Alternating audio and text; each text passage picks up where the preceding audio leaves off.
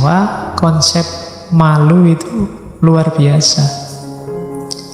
Dan ndak boleh nggugu karepe priyangga. Nggak boleh sak karepe dhewe. Apa-apa dipikir dulu, dipertimbangkan.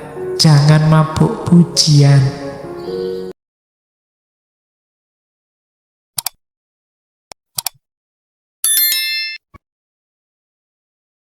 Assalamualaikum warahmatullahi wabarakatuh. Bismillahirrahmanirrahim.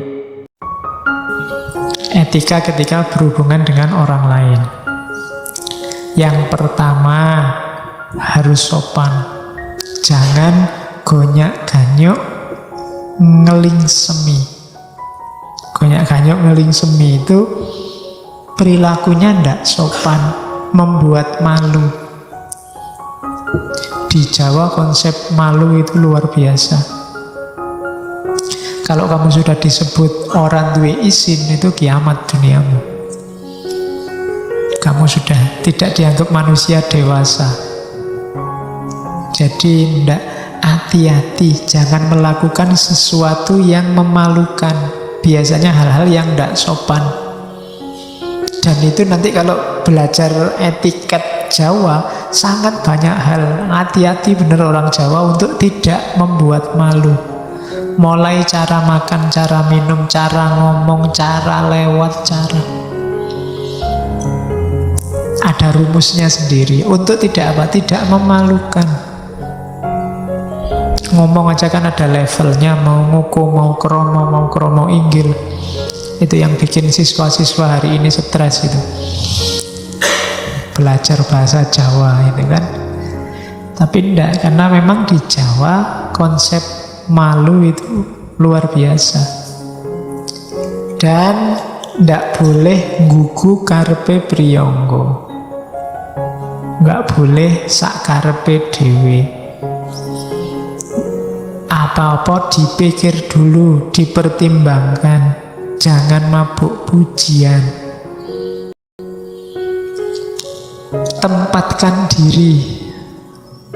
Patuhi tatanan negara, angger-anggering keprabon. Oke, terus saya agak cepat, setengah 10. Kemudian, kalau tadi ya aspek pasifnya, aspek aktifnya apa? Bangkit, ajur, ajer. Pandai bergaul, kalau diajak ngomong menyenangkan. Kadang-kadang basa-basi, tapi basa-basinya menyenangkan, mengenai tiasing lian. Karena ada orang itu ditonton, kita males. Diajak ngomong, tidak penak sama sekali. Dari mana mas? Dari belakang. Mau kemana? Mau ke depan. Nyebeli tenang. Tidak bisa diajak santai, nggak bisa. Kok jalan kaki aja mas? Emangnya ngerangkak? Tidak enak. Diajak guyon ndak bisa, diajak serius sakarepe dhewe. Kalau dia datang kita sumpek. Nah, ndak bangkit ajur aja. Orang Jawa suka yang gerapyak. Gerapyak itu kalau diajak ngomong menanggapi, tidak cuek, tapi juga tidak berlebihan. Terus kadang-kadang dalam rangka membahagiakan orang lain dan bisa mbusui ujaring jalmi. Kadang-kadang pura-pura bodoh, pura-pura ndak ngerti. Nggih toh, ngoten toh. Itu kan bikin orang yang ngajak ngomong semangat. Daripada diajak ngomong, "Halah wis tahu, wis ngerti." Ya kan? Kadang-kadang kan kamu gitu aja. "Halah wis ngerti, wis rasa diteruske." Wis tahu. Itu kan ndak enak.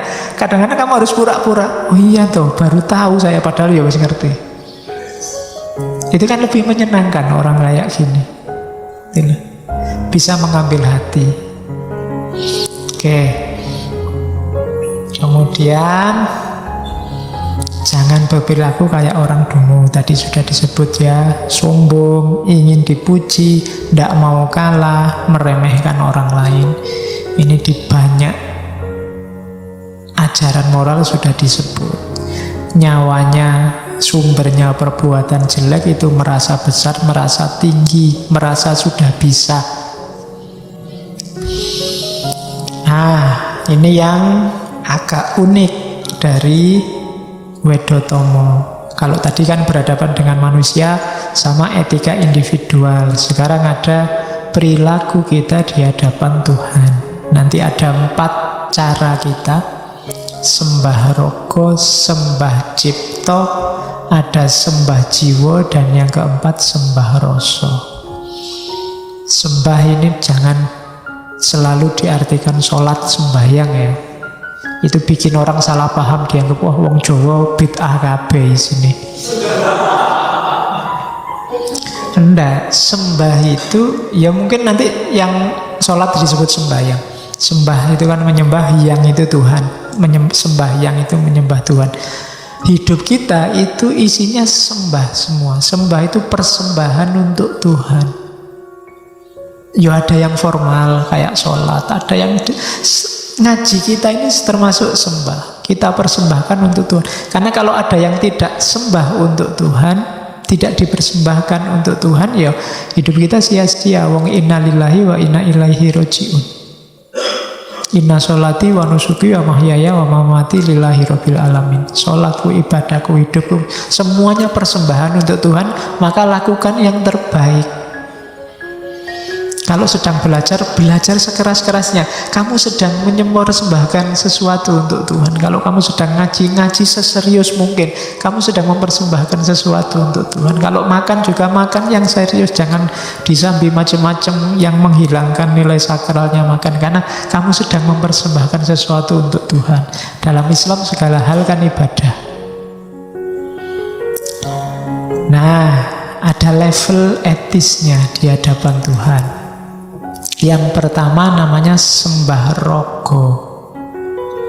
Sembah rogo ini yang sholat lahir yang kita lihat. Jadi ya sholat 5 waktu, fisik sifatnya, wudunya pakai air. Cuma ini langkah paling awal. Kalau bahasanya di Wedotomo, sembah rogo muniku pakartining wong amagang laku. Jadi ini langkah paling awal. Tidak boleh merasa sudah selesai dengan sembahyang. Dengan sholat saja sudah beres.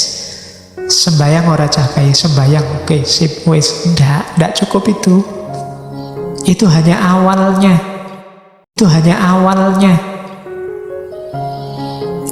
Perlu masuk ke dalam namanya sembah cipto, atau kadang disebut sembah kalbu. Kalau ini yang sholat batinnya, caranya gak apa? Membersihkan dari kungkungan hawa nafsu, tazkiyatun nafas. Bersihkan batinmu. Taholli kalau dalam tasawuf. Jadi sembah rogo olah lahirnya, olah batinnya yang paling awal sembah kalbu. Caranya taholli, bersihkan jiwamu, bersihkan rohanimu dari maksiat, dari dosa, dari pelanggaran, dari hawa nafsu. Pembersihan diri. Kalau sudah mampu sembah kalbu, orang yang tidak mampu sembah kalbu, sholatnya tidak bisa khusyuk. Sholatnya hanya olahraga, yoga. Kan koyo yoga sholat itu. Hanya itu dapatnya. Ada yang ketiga, naik kelas sedikit lagi setelah bersih jiwa kita, yang dilakukan apa? Sembah jiwa. Sembah jiwa itu tahalli. Meletakkan dalam diri kita hal-hal yang baik, ya termasuk meletakkan Allah, meletakkan segala kebaikan moral dalam diri kita. Orangnya harus iling waspodo, orientasinya hanya pada Allah. Setiap detak jantung dan desah nafasnya adalah zikir. Hanya Allah saja yang ada dalam hidupnya. Itu sembah jiwa. Jiwa lebih dalam dibandingkan kalbu. Kemarin di Ibnu Miskaweh Kan lapisan luar mental itu kan yang kalbu itu, terus masuk lagi ada ruh. Jiwa itu kan bahasa Arabnya ruh. Jadi menghidupkan lagi rohanimu dengan Allah setelah tadi terhalangi oleh nafsu sembah jiwa. Kalau sudah bisa sembah jiwa, sudah bisa hidupmu isinya sepenuhnya, orientasinya hanya Allah saja,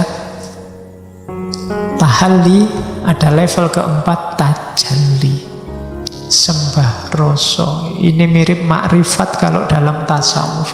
Kamu akan menemukan hakikat, kamu akan menyadari rahasia terdalam hidup ini. Dan kalau sudah nyampe sembah rasa, itu kamu sudah nyambung langsung sama Allah. Mursyidmu juga sudah tidak ikut-ikut lagi. Jadi itu level paling tinggi, step-step, makom-makom yang harus dilalui oleh seorang manusia dalam rangka ilaihi roji'un. Kalau sudah sembah rasa, kamu sudah ketemu. Sudah ketemu sudah ketemu Allah.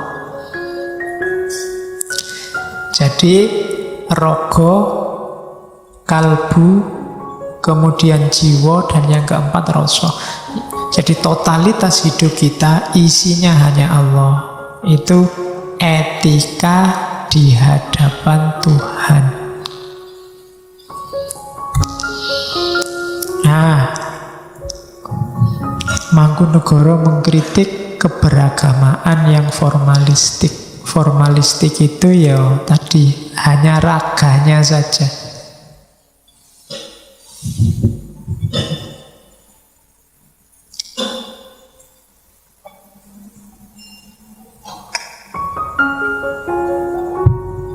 Niru Nabi iya, tapi fisiknya saja dan untuk pamer. Katanya Mangkunegara manulat nelat Nabi, saben sebo mampir masjid. Jadi suka meniru Nabi hanya untuk pamer dan setiap waktu masjid. Yo, maksudnya bukan takmir loh ya. Yang rajin ke masjid hanya untuk pamer. Aku loh anak soleh. Sama kayak kalian berangkat ngaji sambil ngererek yang nongkrong di kafe sebelah itu. Apa orang-orang sesat itu.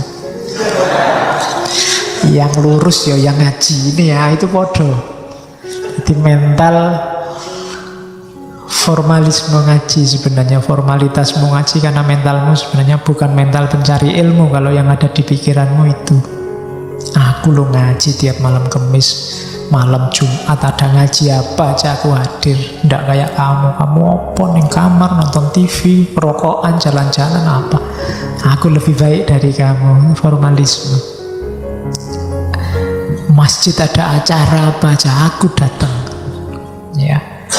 Cuma membacanya jangan dibalik ya. Kalau begitu saya nggak sombong Pak, tapi ya nggak ke masjid ya nggak.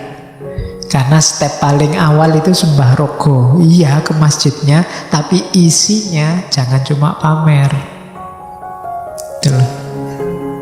Terus ini kritiknya lagi.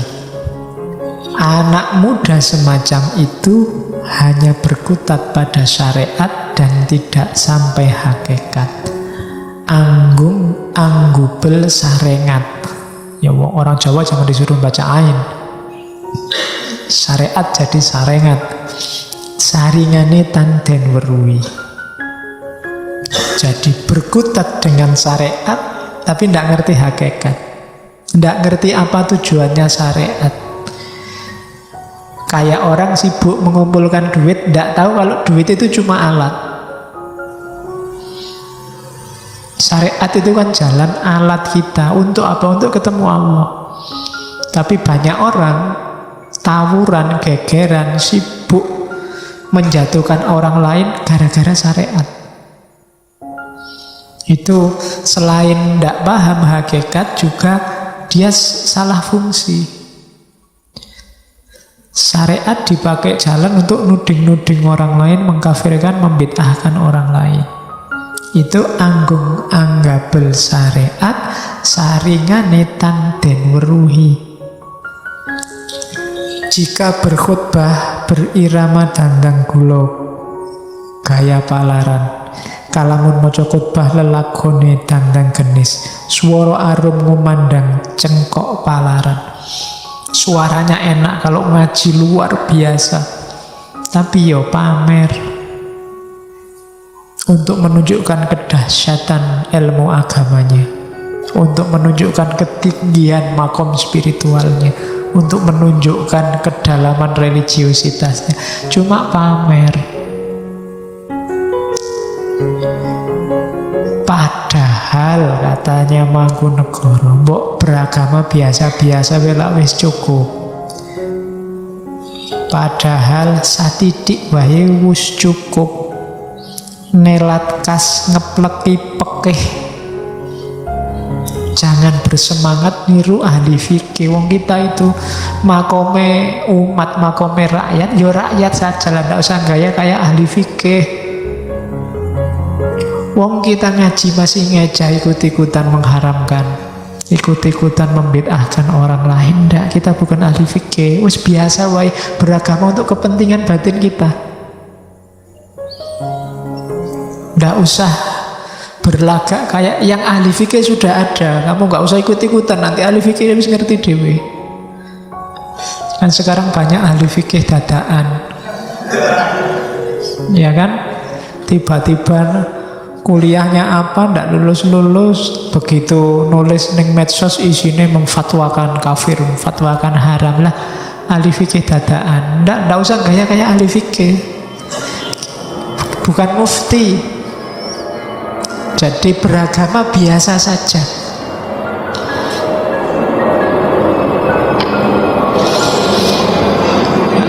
Satitik bae wis cukup. Ngerti cara sholat yang benar, ngaji yang benar, puasa yang benar, yang praktis untuk kebutuhan beragama kita, mendekat kita ke Allah, sudah. Nggak usah gaya jadi ahli fikih. Nggak usah gaya tiba-tiba beli kitab kuning fikih ala Madhaibul Arba'ah, wong ngaji wae ra iso. Ya kan? Yang ahli fikih sudah ada jatahnya. Itu kritiknya Mangkunegara pada cara beragama yang formalistik. Dia ngeritik lagi. Ini istilah juga sering dipakai. Durung pecus keselak besus, amaknani rapal koyo Sayyid saka Mesir. Belum mampu tapi berani. Jadi durung pecus keselak besus itu. Masih belum bisa kok kemendel. Kemendel itu apa ya bahasa Indonesia? Kendel itu berani. Kalau kemendel itu nekat. Ya sejenis itulah. Jadi belum pecus keselak besus. Amaknani rapal koyok Sayyid saka Mesir. Wah, berani-beraninya memaknai kalimat-kalimat, memaknai nas koyok syekh dari Mesir aja. Padahal ya tidak ngerti apa-apa. Itu namanya belum pecus keselak besus. Ya nanti kalau di medsos, di Facebook ada orang kayak gini, kamu kasih komentar di komennya, belum pecus keselak besus. Mau ngurung mampu aja kok. Kayaknya kayak pinter-pinter loh. Itu belum becus keselak besus. Ya kalau memang kiai, kalau memang ulama, ya memang jatahnya mereka. Ahli fikih bisa istimbat hukum, iya. Tapi yang kayak kita-kita awam itu mbok sudah wong bisanya cuma manut. Nggak usah kita nyalahkan orang lain. Yang berhak nyalahkan mungkin yang ahlinya. Oke. Terus kritiknya dilanjutkan. Elok jawane den mohi peksa langkah ngangkah met kawruh ing Mekah. Aneh, tidak suka kejawaannya, memaksa diri mencari pengetahuan di Mekah. Tidak paham jati dirinya, tapi menggali pengetahuan jauh sampai ke Mekah segala. Padahal inti pengetahuan yang dicari itu ada pada diri sendiri. Katanya Mangkunegara, asal mau berikhtiar, di sana dan di sini tidak berbeda. Berikhtiar, di sana dan di sini tidak berbeda. Tidak jaminan yang belajar di Mekah itu terus lebih baik.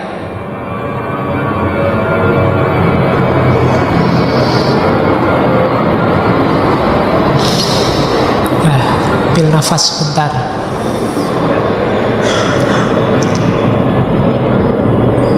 Jadi ndak jaminan, ndak harus ke Mekah.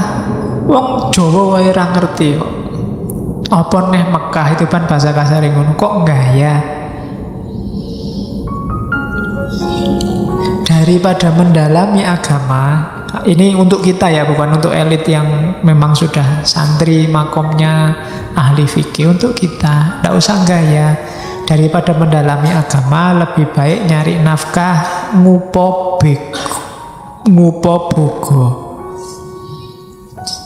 Jadi berhubung ditakdirkan sebagai orang lemah, ya lebih baik mengabdi raja, tadi PNS, bertani atau berdagang, suwiting noto, tani, tanapi, agrami.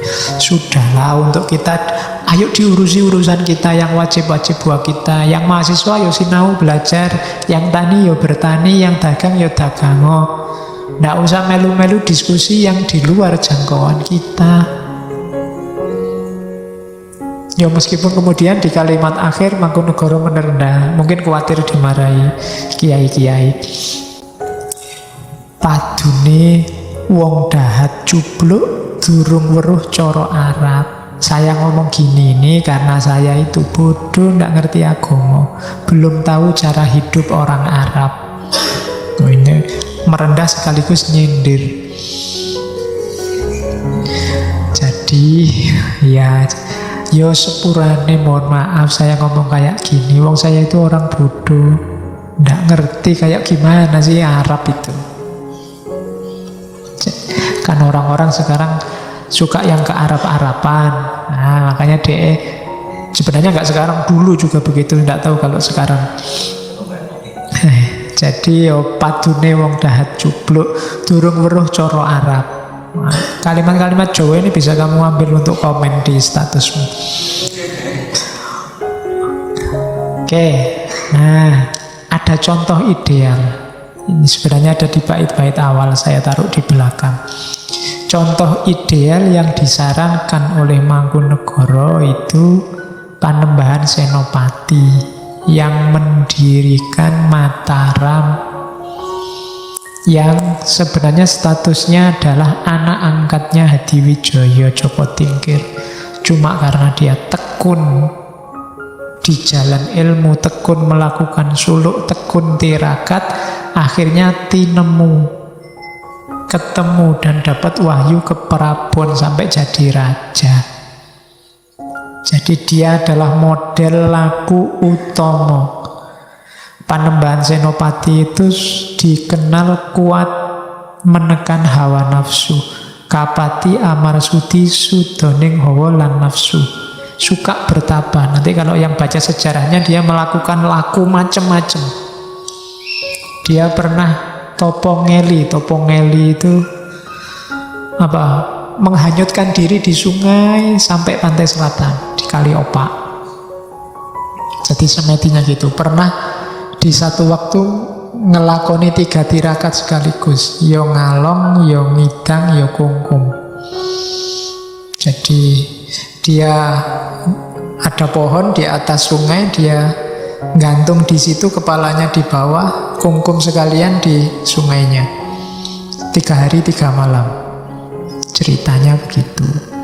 Itu tirakatnya khas Jawa, puasa-puasanya. Ya beberapa ceritanya sifatnya simbolik. Tapi memang Panembahan Senopati dikenal suka tirakat. Ya rumusnya kayak di awal tadi, siapa yang suka tirakat menjalani laku, ya ketemu ilmu dan manfaatnya, sekaligus karomah-karomahnya yang diperoleh dari ilmu. Kalau sedang tidak tirakat, Panembahan Senopati itu suka membahagiakan orang lain, membuat senang orang lain. Makanya disukai banyak orang, dicintai banyak orang. Kalau sedang tidak ada kesibukan sebagai raja, dia berkelana mencari ilham, Dia lebih suka ketenangan, ketentraman hati, suka prihatin, kuat mengurangi makan dan tidur. Padahal sebagai raja gampang, dia pingin seneng-seneng, pingin kawin berapapun bisa, pingin makan seenak apapun bisa, pingin tidur seneng-seneng juga bisa. Tapi enggak, dia lebih milih tirakat, lebih suka berkelana, nyepi. Tujuannya apa? Kehalusan budi, mesuh reh kasudarman. Jadi semua yang dijelaskan di depan tadi itu derivasi dari ideal seorang Panembahan Senopati yang mendirikan Mataram. Terus, nah akhirnya demikianlah ilmu yang nyata menggunung ilmu kang nyoto. Sanyatane mung weh reseping ati, senyatanya memberikan ketenangan hati. Bunga engaran cupluk tetap senang dikatakan bodoh, sugeng tiasien den ino, tetap gembira bila dihina. Tidak seperti si dungu yang selalu sombong, ingin dipuji setiap hari. Janganlah seperti itu orang hidup. Jadi inilah ilmu kasunyatan, ilmu nyoto. Bukan ilmu yang jauh dari jangkauan, tapi juga tidak mengikuti realitas apa adanya. Ada ideal-ideal yang ditetapkan. Nasihat terakhir dari Wedotomo, oleh karena itu rajinlah anak-anakku, belajarlah menajamkan perasaan. Siang malam berusahalah selalu menghancurkan nafsu pribadi agar menjadi orang yang utama atau baik. Asahlah di alam sepi, jangan berhenti selamanya. Apabila sudah terlihat, sudah sampai tujuan, tajamnya luar biasa, dapat untuk mengiris gunung penghalang, lenyap semua penghalangnya budi. Jadi dari Wedotomo kita belajar bahwa jalannya moralitas itu ilmu, dan jalannya ilmu itu laku. Termasuk dalam hubungan moralitas kita dengan manusia yang lain, moralitas individual, kualitas diri kita, dan juga moralitas kita saat berhubungan dengan Tuhan. Mulai tadi ada sembah rogo, sembah kalbu, sembah jiwa, sembah rasa. Dan jangan terjebak oleh yang lahiriah, termasuk agama. Jangan ketipu hanya dengan lihat orang rajin sholat, rajin puasa. Karena kuncinya semuanya masuk ke arah dalam, ke arah batin. Itulah yang diinginkan oleh para leluhur kita di Indonesia. Semoga kita tidak jatuh di lubang yang sama. Karena Mangkunegoro ngomong seperti ini, zaman itu pasti ada fenomena-fenomena yang membuat beliau nulis semacam ini. Kalau hari ini yang beliau utarakan kok masih banyak yang relevan, jangan-jangan kita memang bolak-balik jatuh ke lubang yang sama. Ciri-ciri orang yang tidak pinter. Maka kita harus berusaha mulai sekarang untuk jadi orang pinter, yang eling lan waspodo, bisa ngambil pelajaran dari sekeliling kita dan menerapkannya untuk hidup kita.